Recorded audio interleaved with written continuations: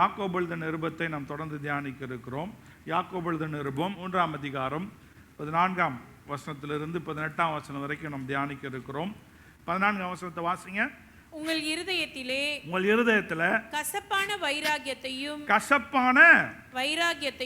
கொஞ்சம் கவனம். உங்கள் இருதயத்திலே கசப்பான வைராக்கியத்தையும் விரோதத்தையும்.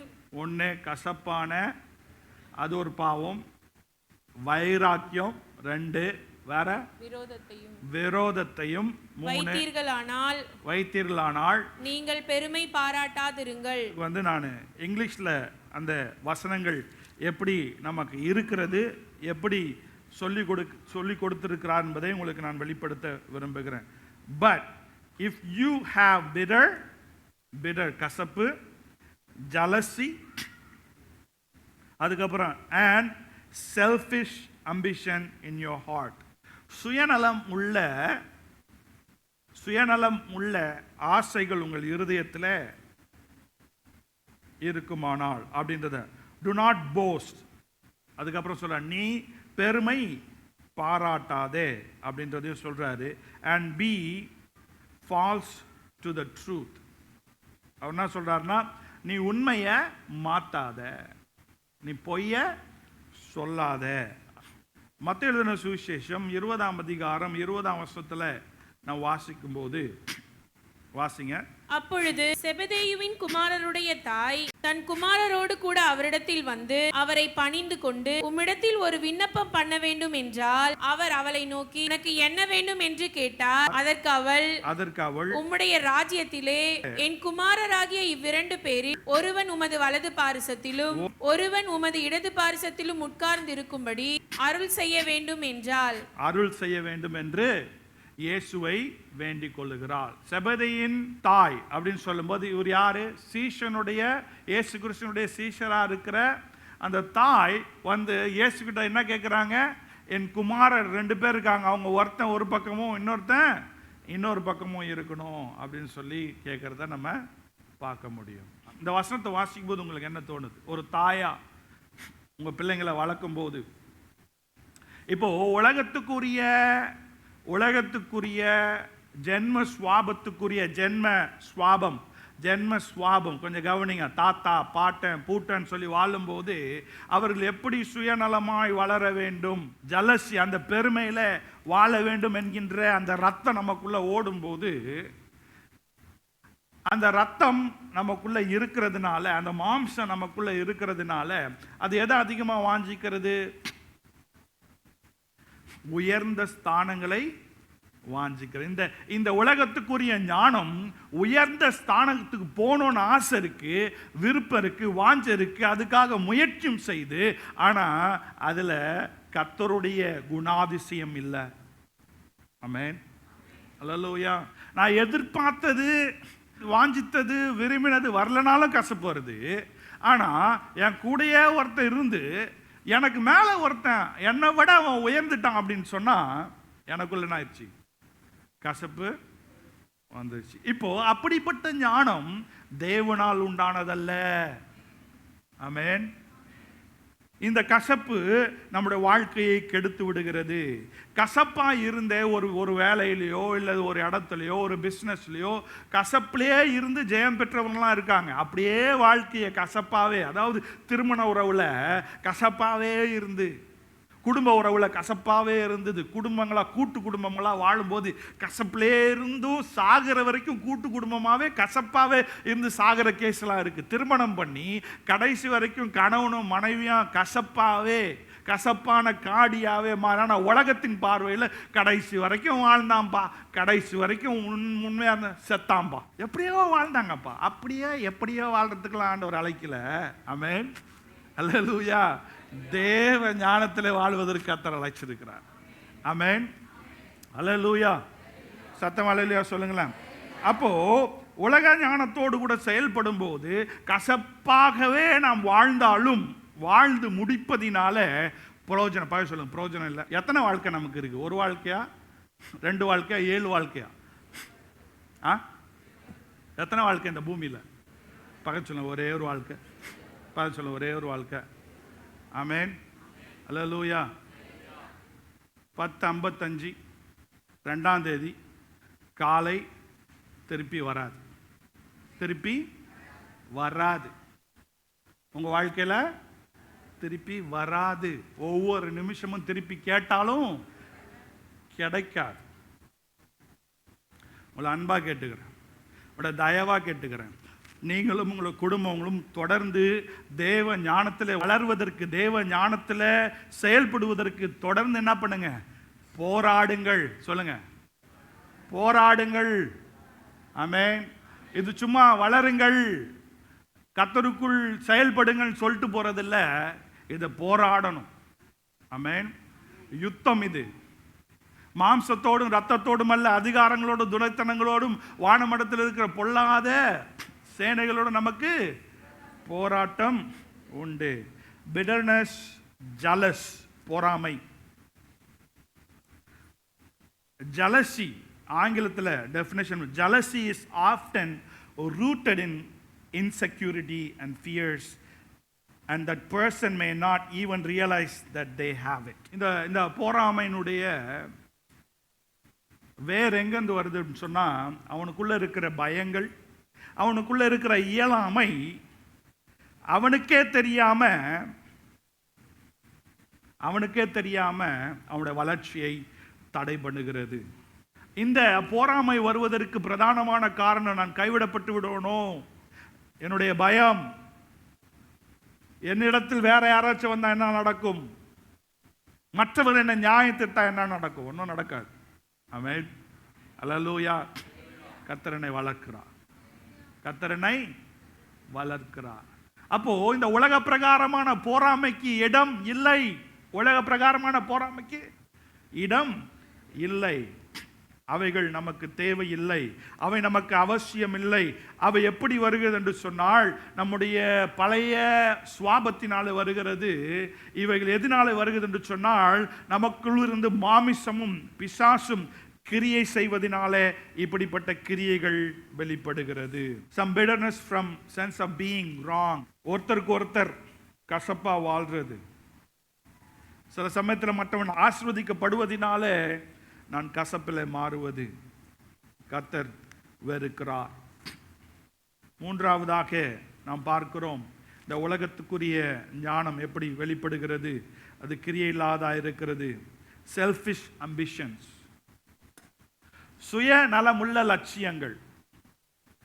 மண்டேலிருந்து சண்டே வரைக்கும் நம்ம ஓடுற ஓட்டம் எனக்காகவா, என் குடும்பத்துக்காகவா, என்னுடைய சமுதாயத்துக்காகவா, இல்ல நான் தேவனுக்காக ஓடுகிறேனா? என்னுடைய லட்சியம் என்ன? உலக ஞானமுடையவன், உலக ஞானத்தில் வாழ்கிறவன், அவனுடைய லட்சியம் எல்லாம், அவனுடைய ஓட்டம் எல்லாம் இந்த பூமியில செல்வாக்காக வாழ வேண்டும், இந்த பூமியில நான் ஆசீர்வாதமாய் வாழ வேண்டும் என்கின்ற எண்ணத்திலே ஓடுகிறான். இப்போ அவனுக்கு பெயர் சுயநலமான லட்சியத்தை உடையவர்களாக இருக்கிறார்கள். அவர்கள் தேவனுடைய சித்தத்தை அறியாமல் இருக்கிறார்கள். அவர்கள் தேவனுடைய நேரத்தை அறியாமல் இருக்கிறார்கள். அவர்கள் தேவனுடைய இருதயத்தை அறியாமல் இருக்கிறார்கள். ஆமென். சுயநலமுள்ள லட்சியத்தை கொண்டிருக்கிற இருதயம் தேவனுடைய சித்தத்தை அறியாமல் இருக்கிறது, தேவனுடைய நேரத்தை அறியாமல் இருக்கிறது, தேவனுடைய இருதயத்தை அறியாமல் இருக்கிறது என்று சொல்லி வேதம் நமக்கு சொல்லிக் கொடுக்கிறது. ஆமென். நான் இருக்கிற ஸ்தானத்தை குறித்த தற்பெருமை, எனக்கு கொடுத்திருக்கிற பதவியை குறித்த ஒரு தற்பெருமை, நான் வைத்திருக்கிற திட்டங்களை குறித்த ஒரு தற்பெருமை, இப்படிப்பட்ட பெருமைகள் உலக ஞானத்தினால் உண்டாகிறது. இன்னுமாய் நாம் வாசிக்கிறோம், உண்மைக்கு பதிலாக பொய்யை நம்புவது, உண்மைக்கு பதிலாக பொய்யை நம்புவது. இப்போ நான் உங்ககிட்ட உண்மையை சொல்கிறேன், சத்தியத்தை சொல்லிட்டு இருக்கேன். நம்ம பிள்ளைங்களுக்கோ, உங்களுக்கோ, உங்கள் குடும்பத்திற்கோ, நம்ம எல்லாருக்கும் சபைக்கு தேவையானது தேவனிடத்திலிருந்து வருகிற ஞானம். ஆமென். அல்லேலூயா. ஆனா நிறைய காதுல உள்ள போக அது எப்படி இருக்குன்னு சொன்னா, காதுகளோ இல்ல சிந்தையோ இருதயம் விருத்த சேதனை பண்ணப்படாம இருக்கும்போது அது எப்படி கேட்குதுன்னு சொன்னா, எங்களுக்கு இதெல்லாம் வேணும், அது கிடைச்சா போதும் அப்படின்னு சொல்லி அது சத்தியத்தோடு, அது சத்தியத்திற்கு செவி கொடுக்காமல் அது மாயையும் பொய்யையும், அதாவது பொய்யான வாக்கு தத்தத்தையும், கொஞ்சம் கவனிங்க, பொய்யான ஆசீர்வாதத்தையும் இந்த உலக ஞானம் நம்புகிறது. ஆமென். இந்த ஆசீர்வாதங்கள் நிரந்தரமற்றது என்பதை நம்முடைய மாமிசம் அறிந்திருந்தாலும், நிரந்தரமற்ற ஆசீர்வாதங்களே மெய் என்பதை நம்முடைய மூளையும் நம்முடைய இருதயம் நம்புகிறது. நம்ம இப்போ இந்த ஞானத்தை பத்தி பேசுறோம், இந்த ஞானத்தை பத்தி கற்றுக் கொடுத்திருக்காரு. ஆனா அந்த ஞானத்தை நம்ம உண்மையா விலை கொடுத்து வாங்குறது இல்லை, அதை கேட்டதோடு முடிஞ்சிருது. நம்ம அன்றாட வாழ்க்கையில போய் வாழும்போது எல்லாரும் வாழ்ற மாதிரியே தான் நாம் வாழ்வதற்கு நம்ம ஒப்பு கொடுக்கிறோம். தேவனுடைய கண்ணோட்டத்தில் பார்ப்பதற்கும் தேவனுடைய ஞானத்தில் வாழ்வதற்கும் குடும்பமாக சபையாக நம்ம ஒப்பு கொடுப்பதில்லை. குடும்பமாக சபையாக நாம் ஒப்பு கொடுக்காமல் இருப்போமானால் என்னுடைய குணாதிசயங்கள் மாறுவதில்லை.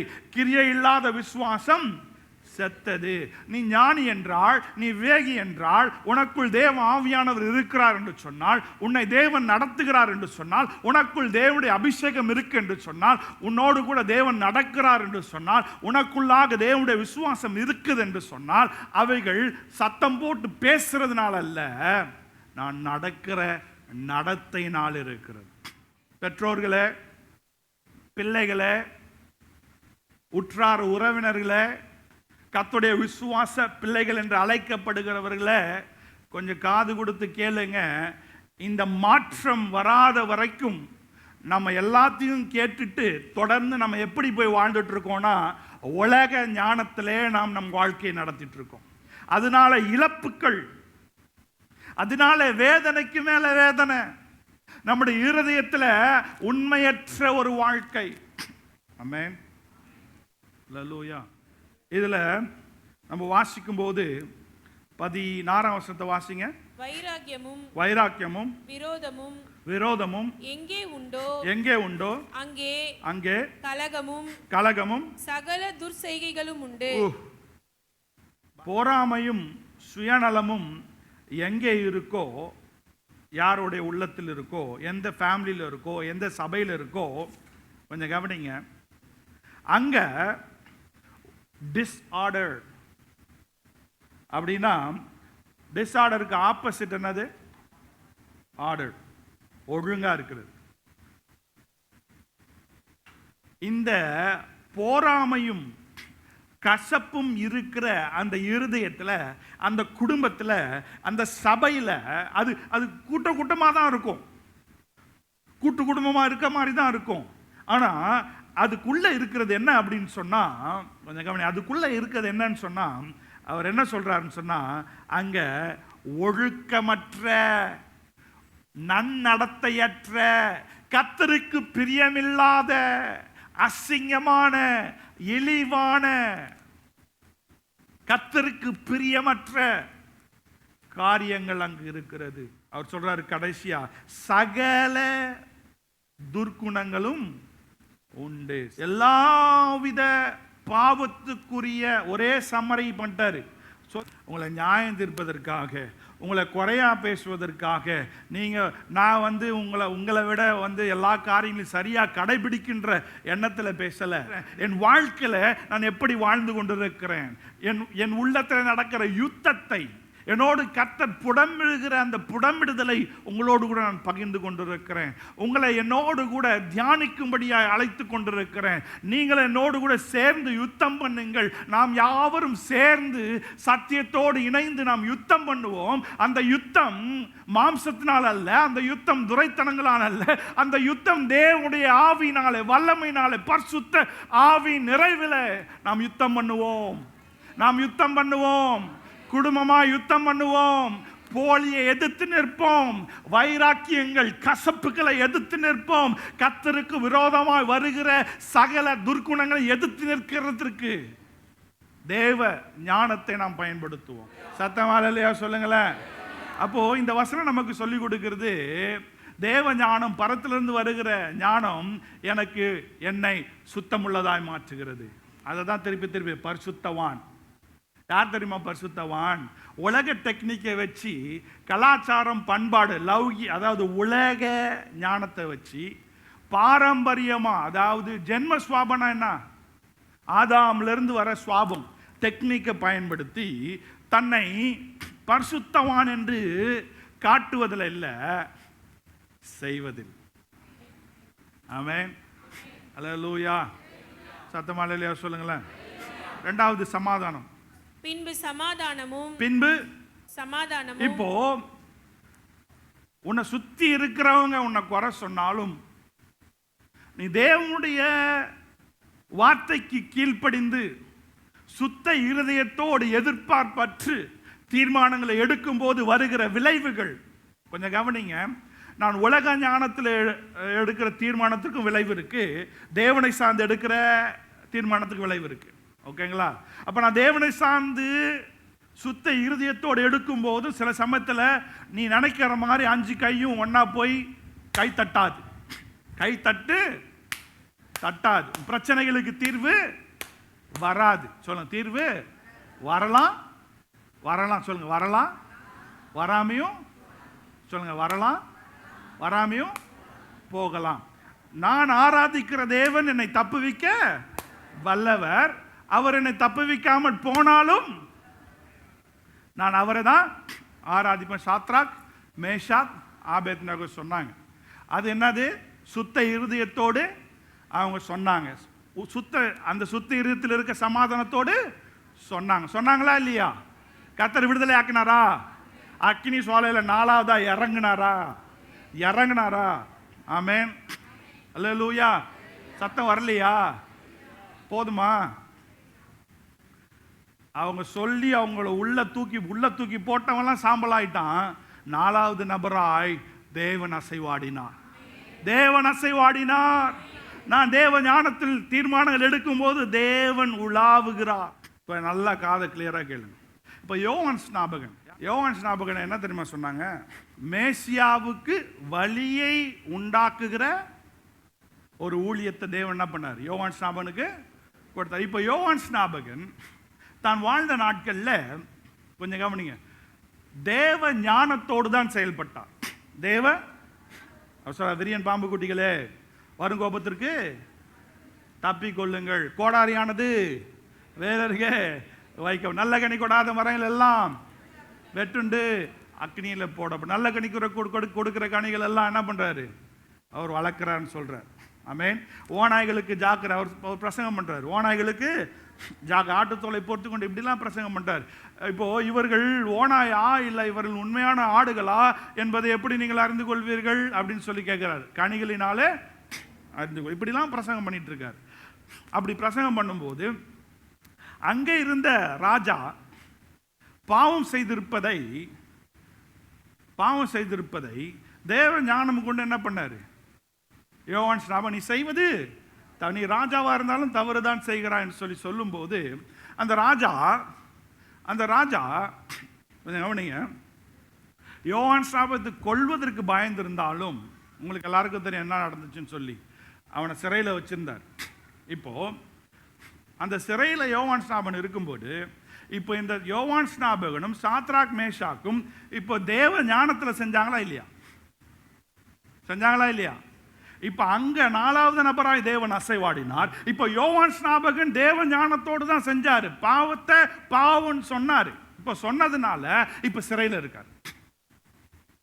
இப்போ அதே இடத்துல தேவன் எங்களை விடுச்சாலும் விடுவிக்காமல் போனாலும் அவரே எங்கள் தேவன் சொல்லும் போது 4வதா இறங்கி களத்துல இறங்கி ஒரு முடி கூட கருகி போகாமல் என் தேவனால் காக்க முடியுமானால் அதே தேவன், கொஞ்சம் கவனிங்க, அதே தேவன், அதே வல்லமையுடையவர், நேற்றும் இன்றும் என்றும் மாறாதவர். யோவான் ஸ்நாபகனுடைய வாழ்க்கையில அந்த ஞானத்துல அவர் எதிர்பார்க்கிற மாதிரி காரியங்கள் நடக்கலன்றதுக்காக தேவன் இல்லைன்றது அர்த்தம் இல்லை. ஆமென். அல்லேலூயா. அதான் சொன்னேன், உலக ஞானத்தில் செயல்படுகிறவன் தேவ சித்தத்தை அறியான், தேவனுடைய நேரத்தை அறியான். ஏன்னா அது உலக ஞானம். ஆமென். இப்போ தேவனுடைய சித்தம் யோவான் ஸ்நாபகன் ரத்த சாட்சியா மரிக்கணும். ரத்த சாட்சியா மரிக்கணும். அதே தேவனுடைய சித்தம், தேவனுடைய நேரம். சாத்ராக் மேஷாக் ஆபேத்நேகோ மரிக்க கூடாது, மரிக்க கூடாது. இப்போ தேவன்கிட்ட போய், தேவரீர் நீங்க செய்யற திட்டம், நீங்க போடுற பிளான்லாம் சரியில்லைன்னு சொல்லலாமா? சொல்லலாமா? உன்னுடைய ஆரம்பமும் அவருக்கு தெரியும், உன்னுடைய முடிவும். சொல்லுங்க, ஆரம்பமும் தெரியும், முடிவும். தேவ ஞானம் உடையவன் ரிசல்ட்டுக்காக, கொஞ்சம் கவனிங்க, உலக ஞானம் என்ன எதிர்பார்க்குதுன்னா எப்பயுமே ரிசல்ட் எதிர்பார்க்குது. ஆமென், அல்லேலூயா. எப்பயுமே ரிசல்ட் எதிர்பார்க்குது, எப்பயுமே அச்சீவ்மெண்ட் எதிர்பார்க்குது, எப்பயுமே புகழை எதிர்பார்க்குது. எப்பயும் பரவாயில்ல, ஏன்னா அதில் நம்ம உலகத்தில் தான் இருக்கிறோம். ஆமென், அல்லேலூயா. ஒன்று போட்டால் ஒன்று போட்டு கூட அதுதான் முறை வரணும். பைபிளில் 1+1 அது. ஆண்டவர் சொல்கிறார், ஒரு நாள் அவருடைய பார்வையில் எத்தனை நாளாம்? சொல்லுங்க, 1000 நாள். எதுக்காக இது? ஒரு நாள் 1000 நாள். இதெல்லாம் கரெக்டாக புரிஞ்சுக்கணும். நீங்கள் எப்படி எதிர்பார்க்குறீங்கன்னா, ஒவ்வொரு ரிசல்ட்டும் உங்களுக்கு தான் இந்த நேரம், உங்களுக்கு தான் இந்த இந்த இந்த இந்த வாழ்க்கை, இந்த உலகத்தில் நேரங்கள் எல்லாம் உங்களுக்கு தான் இருக்குது. தேவனுக்கு நேரம்லாம் இல்லை. ஆமென், அல்லேலூயா. அவருடைய நேரம்லாம் வேற, உங்கள் நேரம்லாம் வேற. உங்கள் நேரம் 24 மணி நேரம் ஒரு நாள். ஆமென். ஒரு நாள் அவருக்கு 1000 நாள் மாதிரி. ஆமென். நான் குழப்ப விரும்பலை, கொஞ்சம் கவனிங்க, கொஞ்சம் கவனிங்க, நீங்கள் புரிஞ்சுக்கோங்க. நீங்கள் எல்லாருமே வசனத்தை கேட்டு கேட்டு ஒரு இடத்துல அப்படியே உக்காந்துட்டீங்க. என்ன உக்காந்துட்டீங்கன்னா, தேவன் இந்த இடத்துல அசைவாடினா சாத்ராக் மேஷாக் என்ன செஞ்சாரோ அதை தான் எங்களுக்கும் செய்யணும். ஆமென். அப்போனா அது உலக ஞானம். தேவ ஞானம், கர்த்தர் எதை செய்தாலும் அதை என் வாழ்க்கையில் சரியான நேரத்தில் சரியான வேளையில் செய்வார், செய்வார். நான் வாழ்ற வாழ்க்கை அவர் வாழ வச்சிட்டு இருக்கார். ஆமென், அல்லேலூயா. அது கூடவும் இல்லை, அது குறையவும் இல்லை. ஆமென், அல்லேலூயா.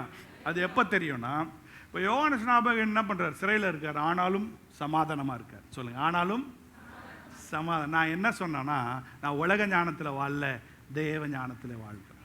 ஆமென்.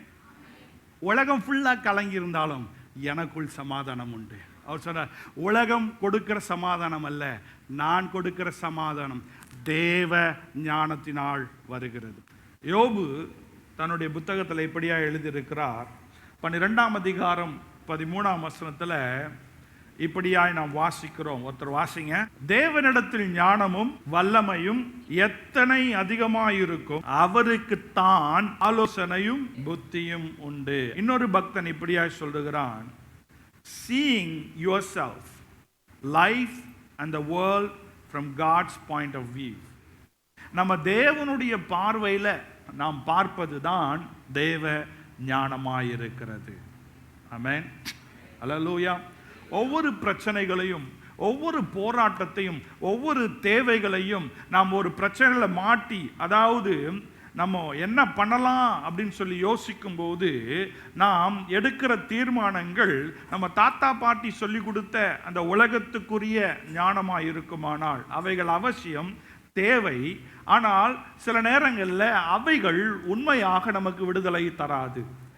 ஆகவே நாம் மிக மிக மிக கவனமாக, மிக மிக ஜாக்கிரதை உள்ளவர்களாக நாம் தேவனை சார்ந்து, பரலோக ஞானத்தை சார்ந்து நாம் தீர்மானம் செய்கிறவர்களாக இருக்க வேண்டும். ஆமென். நம்ம பார்க்கிற பார்வை உலக பார்வையா இருக்கும் அப்படின்னு சொன்னா நம்ம எப்பயுமே தேவனுடைய சமாதானத்தையும் சந்தோஷத்தையும் இழந்து போய் விடுவோம். நான் தேவன் என்னை பார்க்கிற விதமாக, தேவன் நம்மை பார்க்கிற விதமாக, அவருடைய கண்களின் மூலமாக நாம் மற்றவர்களை பார்க்க வேண்டும். அவர் நம்மளை பார்க்கும்போது எப்படி பார்க்கிறார்னா, பைபிள் சொல்ல, என் பிரியமானவள், என் பிரியமானவன். அவர் பார்க்கும்போது நம்ம செஞ்ச பாவத்தை வச்சு நீ செஞ்சலை, நீ பண்ணலை அப்படின்னு சொல்ற சிந்தையில் பார்க்கல. நம்மை அவருடைய பிள்ளையாக, அவருடைய சுதந்திரவாளியாக, நான் மீட்டெடுத்த, நான் கழுவி சுத்திகரித்த பாத்திரமாக தேவன் என்னை பார்க்கிறார். இன்னொரு பக்தன் சொல்லியிருக்காரு, நீங்க ஞானத்தை பேசுற வார்த்தையில சொல்லாதீங்க, செயல்ல காட்டுங்க. ஆமென். அல்லேலூயா. மனைவியே ஜெபம் பண்ணு, மனைவியே பைபிள் வாசி, மனைவியே எனக்கு ஒழுங்கா சமைச்சு போடு, மனைவியே பிள்ளைங்களெல்லாம் பார்த்துக்கோ அப்படின்னு சொல்ற கணவர் இல்லை. ஆமென். அல்லேலூயா. அப்படின்னு சொல்ற மனைவிகளே, நான் சொல்றது அப்படியே அதை ஒரு தடவை சொன்னால் அதை அப்படி நீங்கள் மாற்றிக்கோங்க. மாற்றிட்டு நீங்களே என்ன பண்ணிக்கோங்க, மாற்றிக்கிட்டு ஆண்டவர்கிட்ட என்ன பண்ணுங்க, கேளுங்க. அப்போ நான் ஜெபம் பண்ணணும், நான் முதல்ல பைபிளை வாசிக்கணும். அப்போ நீ ஜெபம் பண்ணுன்னு சொல்ற, பைபிள் வாசின்னு சொல்ற, அன்பா இருன்னு சொல்ற, விட்டு கொடுன்னு சொல்ற, மன்னிக்கணும்னு சொல்ற, பிள்ளைங்களுக்கு இதெல்லாம் சொல்லி கொடுக்குற, கணவனா இருக்கிற நீ எல்லாமே இதை சொல்ற, ஆனா எதுவுமே உங்ககிட்ட இல்லையே.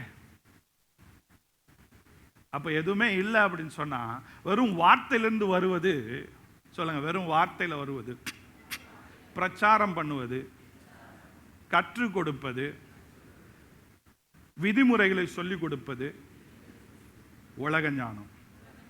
ஆமென். அல்லேலூயா. பொண்ணே, என் பொண்ணு, என் பையன், நீங்கெல்லாம் பரிசுத்தமா வாழணும். எப்படி பரிசுத்தமா வாழணும்? அப்பா அம்மா சொல் பேச்செல்லாம் கேட்கணும். எப்படி கேட்கணும்? இப்போ இதை நான் சொல்லி கொடுக்கும் போது அதோட வெயிட் எனக்கு தெரியணும். ஆமென். அல்லேலூயா. பிரச்சாரம் பண்ணுவது ஞானம் அல்ல, செயல்படுவதே பரலோகத்தின் ஞானம். கடைசியா வாசிட்டு ஜெபம் பண்ண முடியல. அதுக்கப்புறம் சமாதானம் வேற, சாந்தமும் இணக்கமும் உள்ளதாயும். வாழ்க்கையில இல்லாத ஒண்ணு சாந்தம். சாந்தம் குணம் உள்ளவர்கள் பாக்கியவான். அவர்கள் இந்த உலக ஞானம் ஆப்போசிட்டா இருக்கு. சாந்தம் குணம் உள்ளவர்கள் பாக்கியவான். அவர்கள் யார் என்று யார் இதை போதிக்கிறா? சாந்த குணம் உள்ளவர்கள் பாக்கியவான்கள், அவர்கள் தேவனுடைய புத்திரர்கள் எனப்படுவார்கள். யார் சொல்லி கொடுத்தா? யார் சொல்லி கொடுத்தா? இயேசுவே மலை பிரசங்கத்தில் சொல்றாரு. உலக ஞானம் ஆப்போசிட், சாந்தத்துக்கு ஆப்போசிட். சாந்தத்துக்கு ஆப்போசிட் என்னது? செய்யற எல்லா வேலையும் திட்டு, செய்யற வேலை எல்லாத்தையும் அப்படியே அமுக்கு, செய்யற வேலை எல்லாத்தையும் என்ன பண்ணு, அன்புல பண்ணாத, பொறுமையில பண்ணாத, தாழ்மையில பண்ணாத, எல்லாத்தையும் செஞ்சு முடி. வேற வழி இல்லை. வெற்றி பெற்று தானே ஆகணும், ஜெயம் பெற்று தானே ஆகணும். ஆமென். அல்லேலூயா.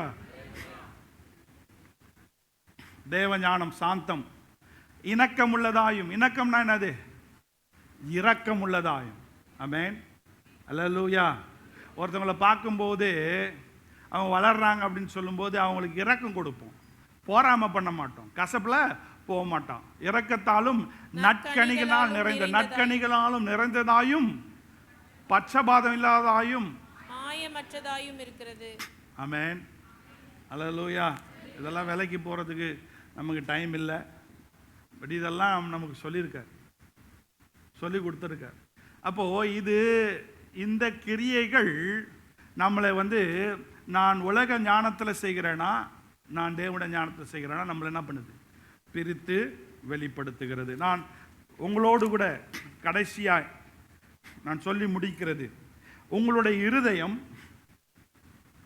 இந்த கலாச்சாரத்தை சேர்ந்தே, இந்த கலாச்சாரத்தோட ஒட்டி வாழ்ந்துட்டு இருக்கா? உங்க வீடும் கலாச்சாரத்தின்படி தான் நடத்திட்டு இருக்கீங்களா? உங்களுடைய உறவும் கலாச்சாரத்தின்படி தான் இன்னைக்கு போயிட்டு இருக்கா? அப்போ அது உலக ஞானத்தினால் நடக்கிறது. அது உலக ஞானத்தினால் நடக்கிறது. கலாச்சாரம் வேணும்னு சொல்ல, உங்க பாஸ்டர் உங்களுக்கு எதிராக சொல்லிக் கொடுக்கல, பண்பாடு வேணான்னு சொல்லிக் கொடுக்கல. ஆனால் அவைகள் உங்களை பரலோகத்துக்கு கொண்டு போகாது. அவைகள் உங்களுக்கு சந்தோஷத்தையும் சமாதானத்தையும் தராது. ஆமென். அல்லேலூயா. சத்தமா அல்லேலூயா சொல்லுங்களேன். அதனால ஆண்டவர் இந்த வேளையில நமக்கு சொல்றாரு, ஸ்டாப். ஆண்டவர்கிட்ட கேளுங்க, ஆண்டவரே, நான் இந்த உலக ஆசீர்வாதத்தினாலே, உலக ஞானத்தினாலே, என்னுடைய ஜென்ம சுவாபத்தை வைத்து, பிசாசினுடைய பலத்தை, ஞானத்தை வச்சு நான் தொடர்ந்து வாழக்கூடாது. ஆண்டவரே, உம்முடைய ஞானத்தினால் வாழணும். ஆமென். அல்லேலூயா. நம்முடைய இருதயத்தில் இருக்கிற பெருமைகள், நம்ம இருதயம் ஃபுல்லா பெருமை நிறைஞ்சிருந்தா ஞானத்துக்கு இடமே இருக்காது. அப்ப அந்த பெருமையை காலி பண்ணி கொடுத்தாதான் அந்த ரூம்ல ஞானம் என்கின்ற தேவ ஞானம் என்கின்ற அந்த ஞானம் நமக்கு வரும். நம்மளுடைய இருதயம் ஃபுல்லா நம்ம பிள்ளைங்க, நம்ம பேர பிள்ளைங்க, நம்ம சந்ததி, நம்ம குடும்பம் வாழணும், என் சந்ததி வாழணும், காலாகாலமாக நாங்கள் தான் நல்லா இருக்கணும், எங்களை விட இதில் உயர்ந்தவங்க யாரும் இருக்கக்கூடாது, நாங்கள் ஒண்டி தான் உயர்ந்திருக்கணும், படிப்புலையும் சரி பதவியிலையும் சரி எல்லாத்துலையும் இதையே நீங்கள் சந்ததியாக சொல்லி சொல்லி சொல்லி சொல்லி உங்கள் பிள்ளைகளுக்கு நீங்கள் மற்றவங்களை கம்பேர் பண்ணாதீங்க. மற்றவங்களை கம்பேர் பண்ணாமல் நீங்கள் கர்த்தருக்குள்ளே வளரணும், கர்த்தருக்காக வாழணும், கர்த்தர் உனக்குள்ளே இருந்தால் இன்னும் பெரிய காரியம் தப்பில்லை. ஆனால் அதுக்கு பதிலாக நாம் போராமைகளையும் எரிச்சல்களையும் உலகத்துக்குரிய காரியங்கள் நம்ம வச்சிருக்கும் போது நம்ம இருதயம் ஃபுல்லாக பெருமை நிறைஞ்சிருந்தா தேவ ஞானத்துக்கு இடம் இருக்காதே. அப்போ இந்த காலை வேளையில கேளுங்க, ஆண்டவரே என் இருதயம் என்கின்ற ரூமை நான் காலி பண்ணி கொடுக்குறேன். இந்த பெருமை, இந்த கசப்பு, இந்த சகல துர்க்குணங்கள் இவைகள் எல்லாம் நான் காலி பண்ணி கொடுக்குறேன். நீங்க என்ன பண்ணுங்க, உங்க தேவ ஞானத்தை எனக்குள்ள கொண்டு வாங்க. ஆமென், அல்லேலூயா. உண்மையான கிறிஸ்தவன் பரலோக ஞானத்தில் வாழ்கிற கிறிஸ்தவன். ஆமென், அல்லேலூயா. பரலோக ஞானம் தேவ சமாதானம், பரலோக ஞானம் தேவ சந்தோஷம். உன் கணவர் மாறலை, உன் மனைவி மாறலை, உன் பிள்ளைக மாறலனாலும் கொஞ்சம் கவனிங்க, ரிசல்ட்டை எதிர்பார்த்து வாழ்கிற வாழ்க்கை உலக வாழ்க்கை. ஆமென், அல்லேலூயா. ரிசல்ட்டை எதிர்பார்க்காம வாழ்கிற வாழ்க்கை பரலோக வாழ்க்கை. நான் எப்படி வாழ்கிறேன்னா, இந்த பூமியில் கர்த்தர் எனக்கு ரிசல்ட்டை கொடுத்தா சந்தோஷம், இந்த பூமியில் எனக்கு ரிசல்ட்டை கொடுக்கலனாலும் சந்தோஷம். ஏன்னா அவருடைய சித்தம் என் வாழ்க்கையில் என்ன என்பதை நான் அறிந்திருக்கிறேன். அவர் ஏற்ற நேரத்தில் செய்வார் என்பதை அறிந்திருக்கிறேன். என்னை கர்த்தர் உருவாக்குகிறார் என்பதை அறிந்திருக்கிறேன். என்னை கர்த்தர் தாழ்மைப்படுத்துகிறார் என்பதை அறிந்திருக்கிறேன். இப்படிப்பட்ட சோதனைகள் என் வாழ்க்கையில அன்பையும், இப்படிப்பட்ட சோதனை என் வாழ்க்கையில மன்னிப்பையும், இப்படிப்பட்ட சோதனைகள் நான் கர்த்தருக்குள் கனி உள்ள வாழ்க்கை வாழ்வதற்கு என்னை நடத்துகிறார் என்பதை நான் அறிந்து கொண்டிருக்கிறேன். ஆமென். கேட்டதெல்லாம் வாங்கி சின்ன வயசுலேருந்தே வளர்ற பிள்ளை தாழ்மையா இருக்காது. அதை கேட்டோன்னு வாங்கி கொடுத்து நம்ம பழக்கப்படுத்துகிற பிள்ளை தாழ்மையாக இருக்க முடியாது. அதை ஆங்கிலத்தில் சொல்லுவாங்க ஸ்பாயில்ட் கிட்ஸ். கெட்டுப்போன குழந்தைகள். கெட்டுப்போன குழந்தைகளை வளர்க்கறது கர்த்தர் நம்மளை அழைக்கலை. ஆமென். இந்த பிள்ளைங்களுக்கு தெரியணும் கர்த்தர் கொடுக்கிறார், கணவருக்கு தெரியணும் கர்த்தர் கொடுக்கிறார், மனைவிக்கு தெரியணும் கர்த்தர் கொடுக்கிறார், குடும்பத்துக்கு தெரியணும் கர்த்தர் நடத்துகிறார். ஆமென். பிரச்சாரம் பண்ணுவது ஞானம் அல்ல, செயல்படுவதே பரலோகத்தின் ஞானம். இந்த வேளையில உம்மை ஆராதிக்க, உம்மை துதிக்க எங்களுக்கு பாக்கியத்தை கொடுத்திரே, அதற்காய் ஸ்தோத்திரம் அப்பா. இந்த வேளையில கூட அப்பா விசேஷமாய் நாங்கள் ஆண்டவரே இந்த வாரத்தில் அநேகர் பலவிதமான இழப்போடு கூட இங்க வந்திருக்கலாம். இழப்பின் மத்தியில நீ நல்லவராய் இருக்கிறேன். இந்த வேளையில கூட சுகவீனத்தோடு வந்திருக்கலாம் நான் ஜெபிக்கிறேன். ஆண்டவரே சுகப்படுத்தும் ஏகோவா ராஃபா, தூக்கம் வராதபடிக்கு இருதயங்களில் குழப்பங்கள், ஆண்டவரே சிந்தையில குழப்பங்களை உண்டாக்குகிற எல்லா வல்லமைகள் இயேசுவின் நாமத்தினால் உடைக்கப்படட்டும் அப்பா. சுகம் தரும் தெய்வம், ஒவ்வொரு சரீரத்துல சுகத்தை தருகிறீரே, விடுதலை தருகிறீரே, அற்புதத்தை செய்கிறீரே, வல்லமையான அரிய பெரிய காரியங்களை செய்கிற தேவன், பெரிய காரியங்களை செய்யுங்கப்பா. இந்த வேளையில கூட வந்திருக்கிற ஒவ்வொரு குடும்பத்திற்கு நீ சமாதானமாய் சந்தோஷமாய் நீர் வெளிப்படும்படியாய் ஜெபிக்கிறோம். செய்கிற வேலை நம்முடைய கரம் இருக்கட்டும், போக்கிலும் வரத்திலும் நம்முடைய கரம் இருக்கட்டும். உம்மை தேடுகிற பிள்ளைகளாக, உமக்கு கனி கொடுக்கிற பிள்ளைகளாக கர்த்தர் நீர் வணைந்து கொள்வீராக. எல்லா பிரிவினைகள், கசப்புகள், போராமைகள், எரிச்சல்கள், துர்க்குணங்களை சிலுவையில வெற்றி சிறந்த இயேசுவினுடைய கரங்களில் நாங்கள் கொடுக்கிறோம். எங்களை கர்த்தர் தாழ்மையாய் உருவாக்குங்க, எங்களுக்குள்ளாக பொறுமையை உருவாக்குங்க, எங்களுக்குள்ளாக எல்லா விதமான ஆவிக்குரிய கனிகளினால் நிரப்பும்படி ஜெபிக்கிறோம். கர்த்தர் ஆசீர்வதியும் இயேசுவின் நாமத்தினால் கேட்கிற நல்ல பிதாவே. என் ஆத்மாவே கர்த்தரை சகல உபகாரங்களும் நம்முடைய கர்த்தராகிய இயேசு கிறிஸ்துவின் கிருபையும் பிதாவாகிய தேவனுடைய அன்பும் பரிசுத்தாவினுடைய அன்யோன்ய ஐக்கியமும் இப்போதும் எப்போதும் கிறிஸ்துவின் வருகை பரியந்தம் நம் அனைவரோடு கூட இருப்பதாக. எல்லாருக்கும் ஸ்தோத்திரம்.